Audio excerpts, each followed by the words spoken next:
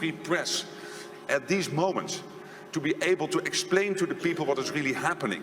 But that costs money. So one of the pleas I have with big business here in Davos, don't put all your money in the internet advertising. Make sure that our newspapers, our news outlets, also our TV stations, also in the future will be able to pay sensible and real salaries to our journalists to be able to do this.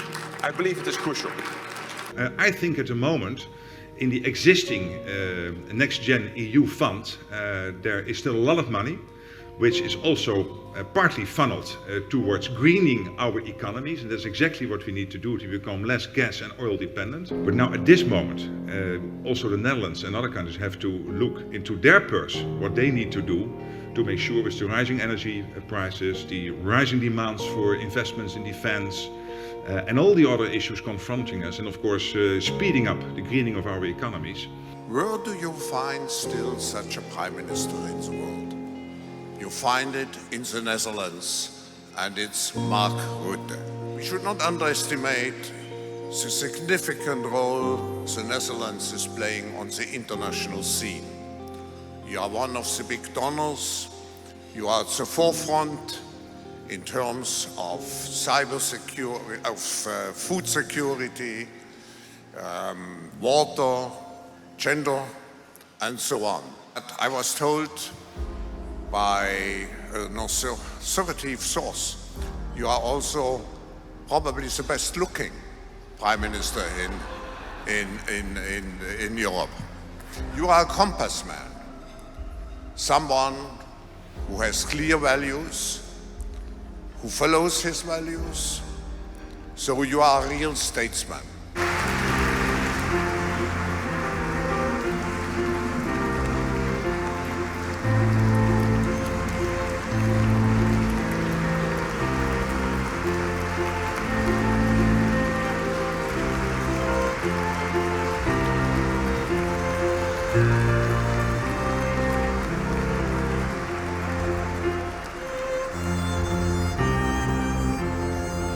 Is de heer Klaus Schwab, oprichter en voorzitter van het World Economic Forum.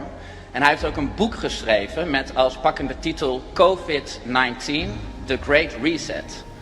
En mijn vraag aan de demissionair minister-president is: hoe beoordeelt hij de inhoud van dit boek? De minister-president. Ik ken het boek niet, voorzitter. Maar ik zou de heer Vermeijeren willen adviseren om niet al te veel in al die conspiracy-theorieën. Ik kijk ze ook allemaal op YouTube. Het is altijd fascinerend hoe dan uitgelegd wordt dat 9/11 niet heeft plaatsgevonden of dat het allemaal anders zit. Ontzettend knap in elkaar gezet, maar het is meestal wat het is, een conspiracy-theorie. De heer Van Meijeren. Nou, het verbaast mij dat de eerste vraag die ik aan de heer Rutte stel sinds ik beëdigd ben als Kamerlid direct wordt beantwoord. Dank u wel, maar het verbaast mij dat die eerste vraag direct wordt beantwoord met een leugen. Ik heb namelijk een brief in mijn hand, die dateert van 26 november 2020. En dat is een brief van de heer Rutte aan de heer Klaus Schwab, waarin hij de heer Schwab bedankt voor het toezenden van zijn boek. En dit noemt een hoopvolle analyse voor een betere toekomst. Zou de heer Rutte nog even kunnen graven in zijn geheugen? Het is nog geen half jaar geleden, dus ik weet niet hoe lang uw herinneringen actief blijven. Maar waarschijnlijk is dit nog wel ergens op te graven. En mijn eerste vraag opnieuw te beantwoorden en nu eerlijk, alstublieft. Nou, het eerlijke antwoord is dat dat een nette brief is. Waarin je helaas niet alle boeken die je toegestuurd krijgt van kaft tot kaft kunt lezen, maar wel degene die je toestuurt een vriendelijke brief wil terugsturen. Nou, dan zegt de heer Rutte dus eigenlijk dat hij niet heeft gelogen tegen mij, maar tegen de heer Klaus Schwab. Maar laat ik dan hier direct alsnog de vraag stellen. De heer Klaus Schwab die pleit in zijn boek voor het resetten van onze wereld, om onze nationale parlementaire democratie te vervangen door een globale technocratie. Hij pleit ervoor dat er een einde komt aan privébezit.